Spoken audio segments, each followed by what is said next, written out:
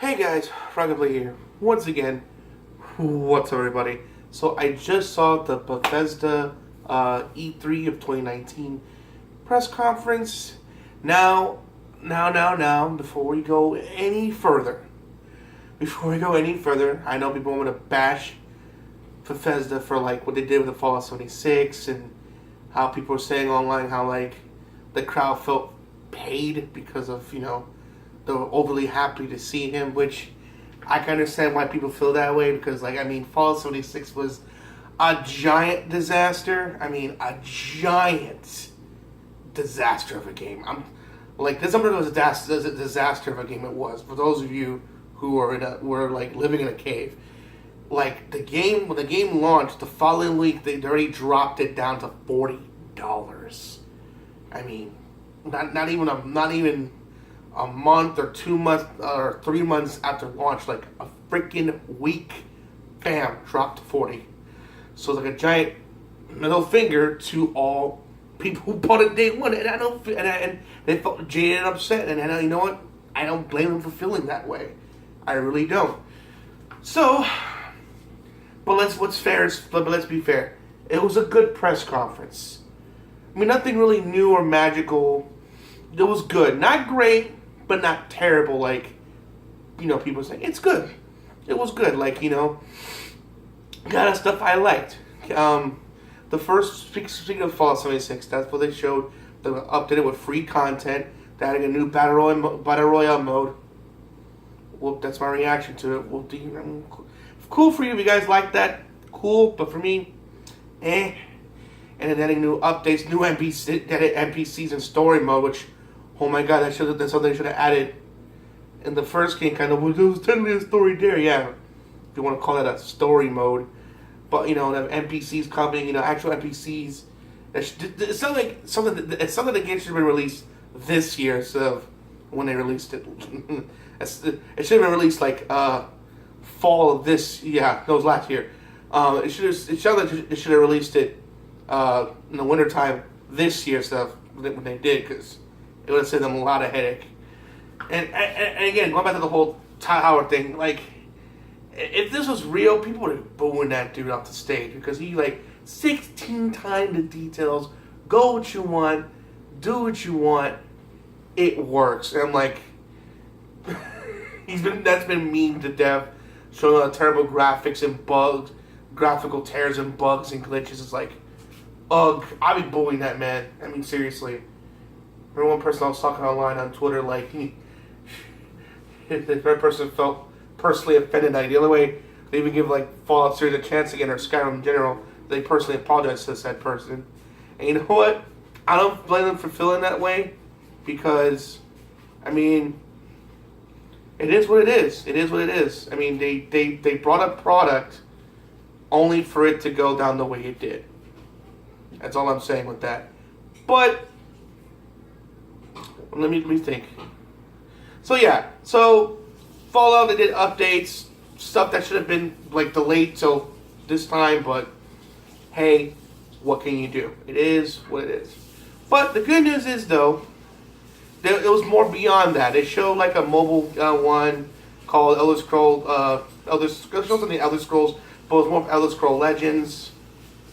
Cool. It's a card game. They just showed a card game thing. Cool. Not a big deal. It's whatever. Trying to think what else they showed. Okay. This is one of the good things they showed. One of the good things they showed. They showed a lot of things I like. For example, this game called Deathloop. It's made by the people that did Dishonored. So if you like Dishonored, pay attention. So basically, it seems like you play these two assassins, but every time you kill each other, they don't die. It's they remember the stuff that previously happened before they died. So think of Happy Death Day, but as a game, if that makes sense. Happy Death Day, because the girl who kept dying to this killer, but yet she didn't die. She always looks back to the beginning of the day of her birthday, and it's about figuring out who killed her. So someone took that and made that to a game. So right off the bat, it was a very creative decision. In my opinion, they did something like that. That's really, really cool.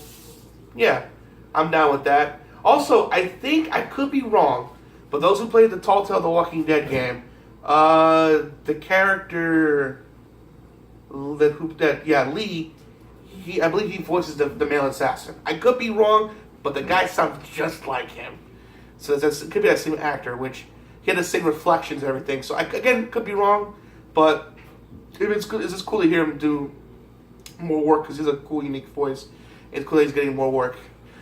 Also, they showed the new Wolfenstein game called Young Bloods, which is pretty cool. It's like a co-op game where which is announced, I think, way back when. I think in a magazine way back then. I forgot where I heard it, but it's basically it's basically what the same information that when I first heard about it's the same.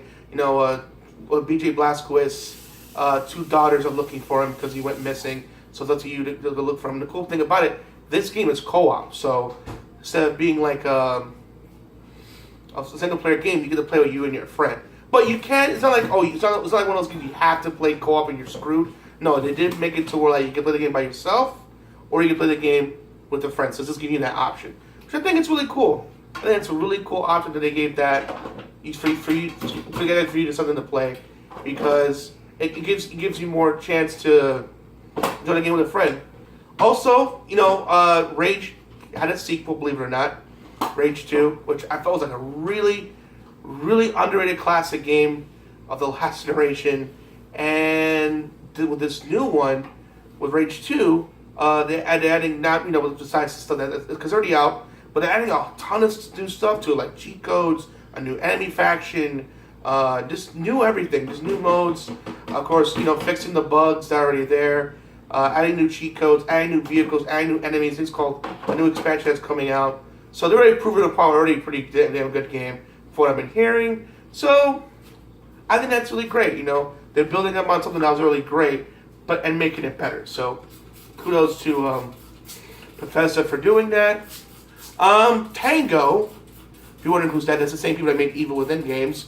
By the way, very excellent. If you haven't played them, go play those games. You will not be missed. In fact, I did one of them. I reviewed one of them if you can find it. I reviewed the first one, so give that a look-see. With that one, they're doing... It's more of an action. It still has that horror element from what I heard, but it's more of action and horror stuff, horror for what I get from it. And basically, it's called Ghostwire Tokyo. And by the way, this is a Japanese girl that came out that was promoting the game. She was such a sweetheart. I mean, her accent was pretty good. She spoke very well. I mean, what she's saying. She felt nervous. She was just all goofy and funny, and I didn't want to give her a hug. I thought she was cute and adorable, and she was trying her best. She did a good job, She didn't feel stiff. I think she just was really nervous, and in my opinion, she did an excellent job, and I really enjoyed it, and so very interesting. So basically, what it's about, though, funny enough, though, I think I caught a bug because something flashed on the screen real quick while I was watching the trailer. I'm like, what the hell is that? So I kept pausing it, and I guess the truck had a problem because at one point it said no signal on the thing, but it's one of the things. It was like blink and you miss it kind of situation. But I'm like, oh, I thought it was like a secret subliminal message from the game itself. But no, it's I think a bug that happened during the feed of showing the trailer. So I was like, I think I wasn't supposed to see that. But it's no big deal. It's like a split second. You wouldn't notice it. It's still there because I watched it on YouTube. Because I'm watching it after the fact, and people just start disappearing. Like something out of the Rapture. But as the trailer goes on, it's like monsters are taking these people, and it's up to you, this mysterious stranger, to stop them. It looks interesting. I can't wait for that. Say it's a Deathloop looks good. Ghostwire Tokyo also looks good. Adding new updates to Rage 2. Wolfenstein Young Bloods. Oh yeah, I almost forgot. Wolfenstein's also come out with this something called Cyber Wars. I think it's called, where it's a VR game, which I'm like, I'm not into VR. I'm like, ugh, I think one day there'll be a VR console that's awesome, but I think we're just not there yet in terms of technology. But for those who are interested, it's there. I think also they're introducing, how that has an Unreal Engine. I think Bethesda's releasing their own new engine they're releasing for the market. They talked about it for me. I kind of skimmed through that. Also, this is called Commander Keen. It's like this mobile game that they announced. It's like a Saturday morning cartoon, kind of like Mobile Teledealio. Not really my thing, but if you're interested in, it's more of a kind of skim through that because like it didn't really pique my interest. But that's something that's there if you're interested. And I think the main event, which I say was for Doom Eternal. I'm looking forward to that. That looks so damn awesome. It looks awesome. It looks really, really awesome, and the gameplay looks bloody, gory, intense, in your face, like the 2016 version of Doom, but just more in your face, which I love and I'm looking forward to. Also, they're beefing up the multiplayer with battle mode. It looks pretty cool. And so on a battle royale, before you like, what is that?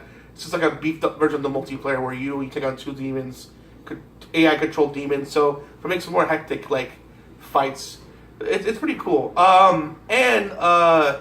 It's coming on to all systems, including the Switch, and also Youngblood is also coming to Switch. So hey, man, good on you, Nintendo. You're getting some good third party support. So that's awesome. And the collector's edition looks awesome. The main amazing thing they get is the Doom guy's helmet. It's wearable. In fact, in the press conference, one dude was actually wearing it in his head to show that they weren't both BSing. Though I hope that it's not like, oh, you can wear it and you can't really wear it kind of deal with the whole back situation with Fallout 76. I'm hoping that they do it right. Then again, I heard that people that bought the special edition said that the helmet for Fallout 76 was dope, just the bag was just ghetto. So hopefully they do everything else great like they did with like the helmet. Just keep that same quality, don't go cheap. And let me think. I think that's it.